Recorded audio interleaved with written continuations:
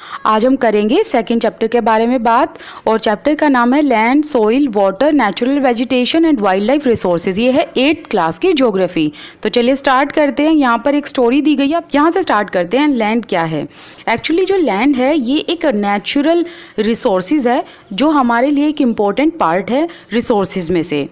और पूरे total area की अगर हम बात करें अर्थ सरफेस पे तो उसका कितना परसेंट लैंड कवर करता है? उसका 30% जो एरिया है वो लैंड कवर करता है। और जो ये 30% है, हालांकि ये स्मॉल परसेंटेज है, लेकिन ये सारा परसेंट जो है ये हैबिटेबल नहीं है। इसमें से कुछ पार्ट या कुछ परसेंट ही हैबिटेबल है जहाँ पर लोग रह सकते हैं। ओके, आपको ये तो पता है कि पॉपुलेशन का हर जगह पर अनइवन डिस्ट्रीब्यूशन है। इवन दो एक ही कंट्री में रीजन टू रीजन अगर हम जाएंगे तो हमें वहाँ पर भी पॉपुलेशन का एक जो डिस्ट्रीब्यूशन है वो अनइवन देखने को मिल सकता है। ऐसा क्यों है? वो इसलिए है क्योंकि जो लैंड और क्लाइमेट है उसके जो वैरिड कैरेक्टरिस्टिक्स हैं उस पर डिपेंड रहती है कि पॉपुलेशन कहाँ पर कितनी होगी। जैसे कि अगर हम बात करें, अगर रग्ड टोपोग्राफी है या स्टीप स्लॉप्स है माउंटेन्स पर, या फिर लो लेइंग एरियाज़ है जहाँ पर वाटर लॉग हो जाता है, मतलब पानी रुक जाता है, या फिर थिक फॉरेस्टेड एरियाज़ हैं, यहाँ पर क्या होता है, स्पार्सली पॉपुलेटेड होते हैं, मतलब कम पॉपुलेशन होती है, लोग कम रहते हैं यहाँ पर, या फिर अनइनहेबिटेड होते हैं, मतलब यहाँ पर लोग रहते ही नहीं हैं।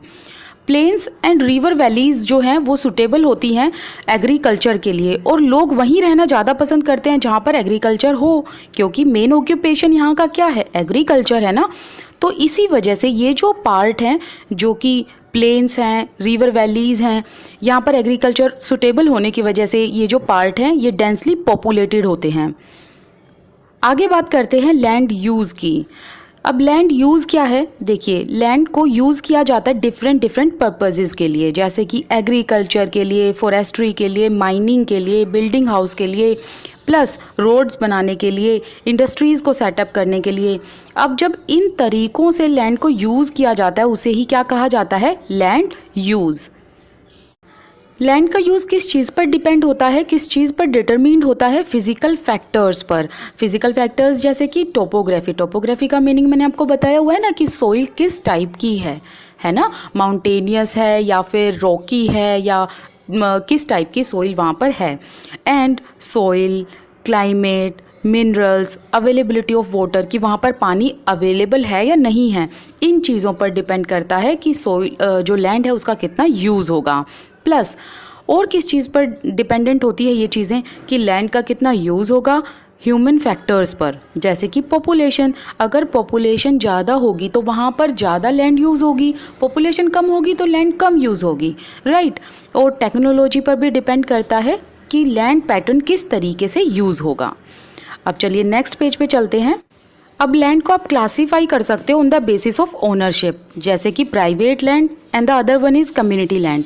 प्राइवेट लैंड का मतलब है जो लैंड इंडिविजुअल ने ओन की हो, लेकिन कम्युनिटी लैंड की बात करें वो लैंड जो कम्युनिटी ने ओन की हो। जैसे कि प्राइवेट लैंड पे तो इंडिविजुअल का अधिकार होगा क्योंकि उसने वो खरीदी, उसने वो ओन की है, लेकिन कम्युनिटी पे कम्युनिटी का ही जितने लोगों ने वो खरीदी है, और ये एक प्रॉपर कम्युनिटी होती है। जैसे कि एक ही कम्युनिटी नहीं, बहुत सारी कम्युनिटी मिलकर वो लैंड को यूज़ करती है। और वो किसके लिए यूज़ की जाती है, उस पर क्या ग्रो किया जाता है, जैसे कि फोडर मतलब चारा, फ्रूट्स, नट्स, मेडिसिनल हर्ब्स, इन सब के लिए इस लैंड को यूज़ किया जाता है। और जो ये कम्युनिटी लैंड है इसे क्या कहा जाता है? Common property resources.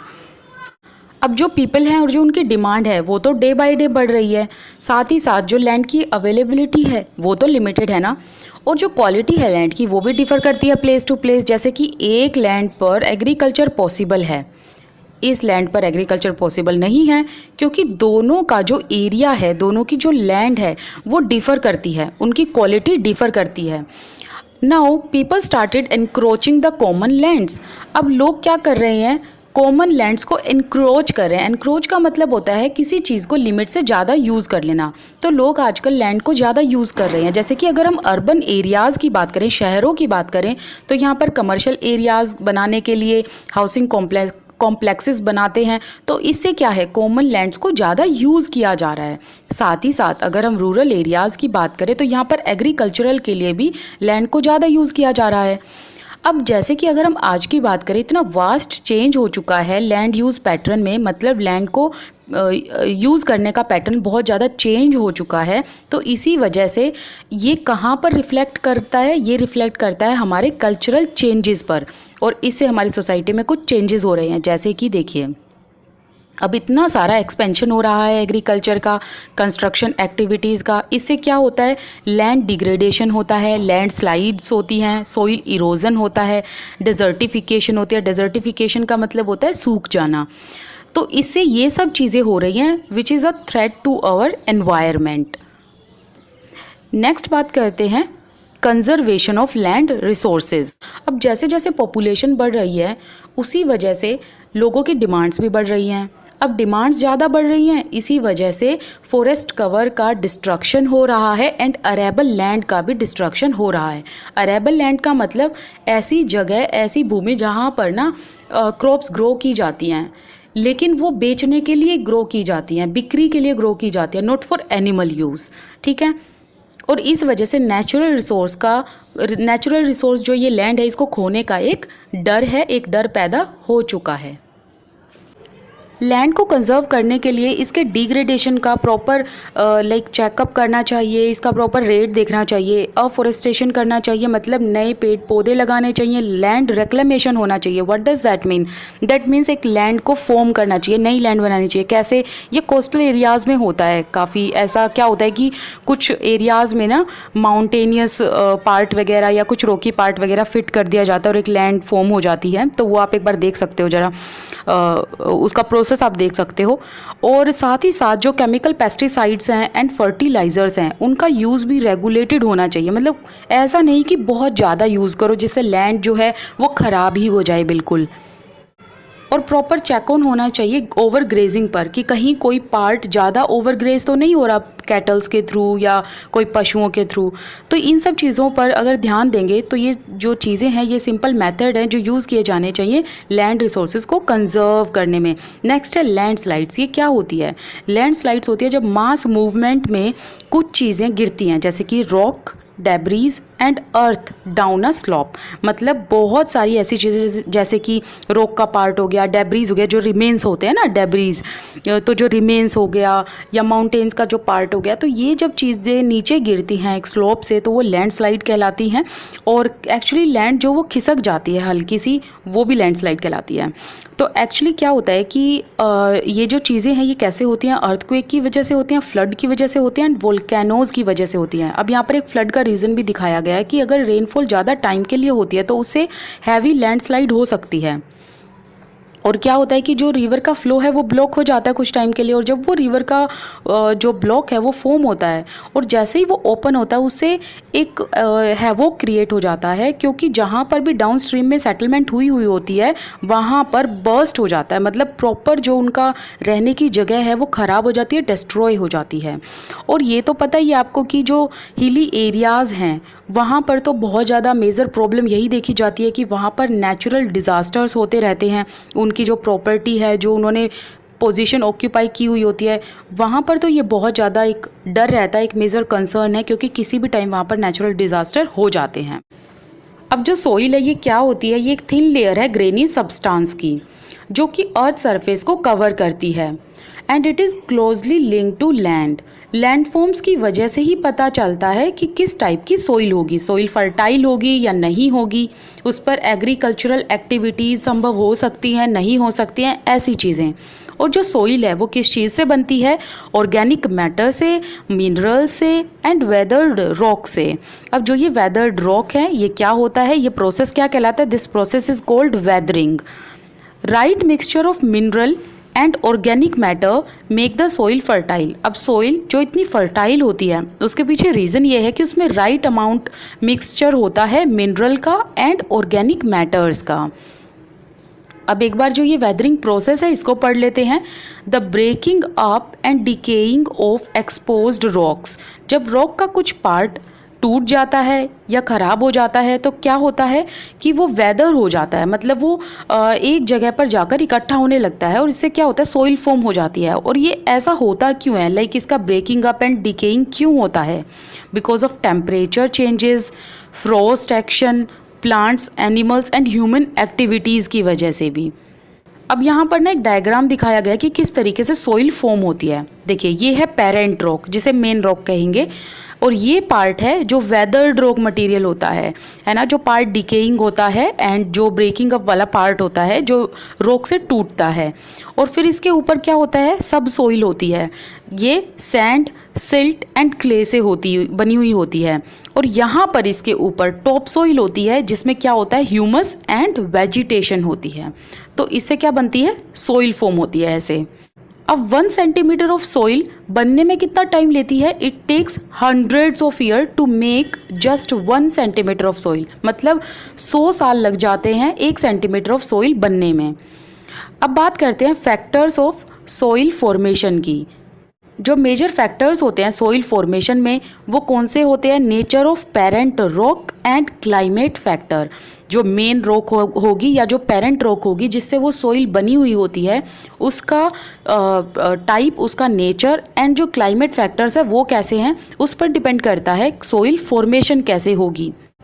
And other जो फैक्टर्स है वो है topography, role of organic material, या फिर कितना टाइम लगेगा कंपोजिशन में, किसकी, सॉइल फॉर्मेशन की कंपोजिशन में। तो ये सब चीज़ें डिपेंड करती हैं प्लेस टू प्लेस। इसी वजह से प्लेस टू प्लेस डिफ़र होने की वजह से ही लैंड भी डिफ़र करती है, सॉइल भी डिफ़र होती है। अब ये सॉइल कैसे फॉर्म होती है, एक बार ये डायग्राम देख लेते हैं। पेरेंट रॉक सॉइल की क्या चीज़ डिटरमिन करती है, colour, texture, chemical properties, mineral content and permeability. And relief से क्या होता है, altitude, slope, and it determine the accumulation of soil. Flora, फोना and micro organism they affect the rate of humus formation. मतलब जो अभी हमने यहाँ पे पढ़ा, ये ह्यूमस फॉर्मेशन जो अभी हमने यहाँ पे पढ़ा, ये किसकी वजह से होता है, फ्लोरा, फोना एंड माइक्रो ऑर्गेनिजम्स की वजह से। क्लाइमेट किस चीज़ में हेल्प करता है, टेम्परेचर में, rainfall influence and rate of weathering and humus. मतलब वेदरिंग कितना हो रहा है ये क्लाइमेट पर डिपेंड करता है, एंड टेम्परेचर की वजह से एंड रेनफॉल इन्फ्लुएंस कैसा है, उस हिसाब से सॉइल फॉर्मेट होती है। तो डिपेंड करता है वो क्लाइमेट पर। एंड टाइम पे क्या डिपेंड करता है कि कितना टाइम लगेगा सॉइल को फॉर्म होने में, और ये डिटरमिन करती है थिकनेस सॉइल की। ठीक है, अब हम पढ़ेंगे कि सॉइल का डिग्रेडेशन कैसे होता है एंड कुछ सिंपल मेथड्स जिससे हम सॉइल को कंजर्व कर सकते हैं। सॉइल इरोजन होता है, डिप्लेशन होता है, that is a major threat to soil as a resource. और human factors and natural factors दोनों ही इफ़ेक्ट करते हैं, जिसकी वजह से जो सॉइल है उसका डिग्रेडेशन होता है। और क्या क्या फैक्टर्स हैं, जैसे कि deforestation, over grazing, over use of chemical fertilizers and कुछ पेस्टिसाइड्स का ज़्यादा यूज़ करना, साथ ही साथ rain wash, landslides and floods, इसकी वजह से सॉइल डिग्रेड होती है। अब कुछ मेथड्स दिए गए हैं यहाँ पर, उन मेथड्स को हम पढ़ लेते हैं। मल्चिंग। मल्चिंग क्या होता है, जब बेयर ग्राउंड होता है ना प्लांट्स के बीच में, उसको कवर कर दिया जाता है ऑर्गेनिक मैटर से। और ऑर्गेनिक मैटर में जैसे कि यहाँ पर स्ट्रो का एग्जाम्पल दिया हुआ है। और क्यों उस बेयर ग्राउंड को, जैसे 2 प्लांट हैं, ये 2 प्लांट हो गए, और जो ये डिस्टेंस है इनके बीच का, यहाँ पर जो ये बेयर ग्राउंड है, जो खाली ग्राउंड है, इस पर स्ट्रो डाल दी जाती है। क्यों डाल दी जाती है, जिससे जो सॉइल का मॉइस्चर है वो रिटेन रहे। इसे एक बार हम डायग्राम के थ्रू समझ लेते हैं, जिससे आपको इजीली समझ आ जाएगा कि मल्चिंग होता क्या है। जैसे कि ये है मल्चिंग प्रोसेस। यहाँ पर प्लांट ग्रो किया गया, यहाँ पर प्लांट ग्रो किया गया, तो कुछ दूरी पर प्लांट ग्रो कर दिए गए। तो यहाँ पर जो ये बेयर ग्राउंड है या जो खाली ग्राउंड था, इसके ऊपर इन्होंने स्ट्रो डाल दी। अब ये स्ट्रो इसलिए डाली ताकि यहाँ पर जो मॉइस्चर है वो रिटेन रहे। तो इससे क्या होता है, मॉइस्चर रिटेन रहने से ना तो ये सॉइल ख़राब होती है, प्लस जो ये पास में प्लांट ग्रो हुए होते हैं इनको भी हेल्प मिलती है। तो ये है मल्चिंग। नेक्स्ट है कॉन्टोर बैरियर्स। इसमें क्या होता है कि स्टोन, ग्रास एंड सॉइल की हेल्प से एक बैरियर बना दिया जाता है कॉन्टोर्स के अलोंग में, और एक ट्रेंचेस भी बना दिया जाता है। ट्रेंचेस क्या होती है, जैसे नाली होती है ना, वो बना दी जाती है। उसमें क्या होता है कि जो पानी है वो कलेक्ट रहता है। और जैसे ट्रेंचेस बीच में बना दी गई, और ऊपर की तरफ यहाँ पर क्या होता है, क्रॉप्स वगैरह ग्रो कर दी जाती है। फिर ट्रेंचेस बना दी जाती है, फिर क्रॉप्स ग्रो कर दी जाती है। तो इन ट्रेंचेस में पानी कलेक्ट कर दिया जाता है। तो इसको भी एक बार डायग्राम में देख लेते हैं। तो जैसे कि आप देख सकते हैं, यहाँ पर ये ट्रेंचेस बना दी गई हैं एज अ बैरियर। ये पानी इसमें कलेक्ट हो जाता है, और ये ऊपर की तरफ यहाँ पर क्रॉप्स ग्रो कर दी जाती हैं, तो इसे कहते हैं कॉन्टोर बैरियर्स। नेक्स्ट है रॉक डैम्स। अब यहाँ पर क्या होता है, रॉक की ना डैम बना दी जाती है। इसकी तो पिक्चर दिखाने की शायद आपको ज़रूरत भी नहीं है, क्योंकि डैम्स तो आपको पता ही है ना क्या होता है, एक बांध सी बना देना। तो रॉक को ना इकट्ठा करके एक पाइल अप कर दिया जाता है, मतलब उनका एक ढेर सा बना दिया जाता है। उससे क्या होता है, जो वाटर का फ्लो है ना वो रुक जाता है, या फिर वो वाटर का फ्लो आराम आराम से जाता है। ऐसा नहीं कि एकदम से तेज़ गया वाटर, क्योंकि वाटर ज़्यादा तेज़ बहता है तो उसके साथ सोइल इरोजन हो जाता है, और जब वाटर स्लो डाउन होकर बहता है तो उससे सोइल का लॉस नहीं होता। ठीक है, ये है रॉक डैम। नेक्स्ट है टेरेस फार्मिंग। अब देखिए टेरेस फार्मिंग पे क्या होता है कि एक स्टीप स्लोप जो होता है ना, मतलब ऐसे पूरा ढलान वाला जो स्लोप होता है, उसमें ब्रॉड फ्लैट स्टेप्स बना दिए जाते हैं या फिर फ्लैट टेरेस बना दिए जाते हैं, ताकि जो वो फ्लैट सरफेस है उस पर क्रॉप्स ग्रो हो सके और उन फ्लैट सरफेसेस की वजह से सोइल इरोजन ना हो पाए। जैसे कि यहाँ पर ये टेरेस फार्मिंग का एग्जाम्पल दिया गया है। अब यहाँ पर आपको ये डायग्राम दिया गया है, इसमें समझिए आप। देखिए ये है स्टीप स्लोप, मतलब एकदम ढलान वाला स्लोप। अब जैसे कि आप ना उत्तराखंड, देहरादून वगैरह ऐसे पहाड़ी वाले इलाकों में जाएंगे तो आपको ऐसे टाइप की फार्मिंग देखने को मिलेगी। अगर आप ऋषिकेश वगैरह कहीं गए होंगे तो आप देखना ऐसे ही टाइप की फार्मिंग वहाँ पर होती है। तो उसमें क्या होता है, ऐसे ढलान बना हुआ होता है, तो बीच में इनको काट कर, इन पत्थरों को या इस ढलान को ऐसे काट कर ना, तो एक फ्लैट सरफेस बना दी जाती है। ठीक है, स्टेप्स की तरह बना दी जाती है ऐसे बिल्कुल। ठीक है, और उससे क्या होता है कि इन फ्लैट सरफेसेस पर फिर क्रॉप्स ग्रो कर दी जाती हैं। तो इसलिए सोइल यहाँ पर रुक कर ऐसे एक जगह से दूसरी जगह पर जमा होता है, एक साथ नहीं गिरता। लेकिन अगर स्लोप ढलान होगा, पूरा स्लोप होगा, तो सोइल तो ऐसे ही इरोज हो जाएगी अपने आप ही, है ना। तो इसीलिए सोइल जो इरोजन है वो भी नहीं हो पाता इसकी वजह से। अब है इंटरक्रॉपिंग। इंटरक्रॉपिंग क्या होता है, जब डिफरेंट क्रॉप्स को ग्रो कर दिया जाता है डिफरेंट रोज में, और फिर इनको जब सो किया जाता है, जब इनको उगाया जाता है, डिफरेंट टाइम पर उगाया जाता है, ताकि सोइल को प्रोटेक्ट किया जा सके रेन वॉश से। अब इसका भी एक बार हम डायग्राम देख लेते हैं, लाइक एक फ़ोटो देख लेते हैं, ताकि आपको समझ आ जाए कि इंटरक्रॉपिंग है क्या। अब जैसा कि आप ये इमेज में देख रहे हो, ये है इंटरक्रॉपिंग। ये अलग टाइप की क्रॉप है जो उगाई गई है, फिर ऑल्टरनेट रो में ये अलग टाइप की है। तो इस तरीके से ऐसे ऑल्टरनेट रोज में अलग अलग टाइप की क्रॉप्स को ग्रो किया जाता है। नेक्स्ट है कॉन्टोर प्लॉइंग। हिल स्लोप पर कॉन्टोर्स बना के उस पर ना उसकी ही पैरेलल में प्लॉइंग कर दी जाती है, ताकि एक नेचुरल बैरियर बन जाए और वाटर जो है वो फ्लो ना हो स्लोप से।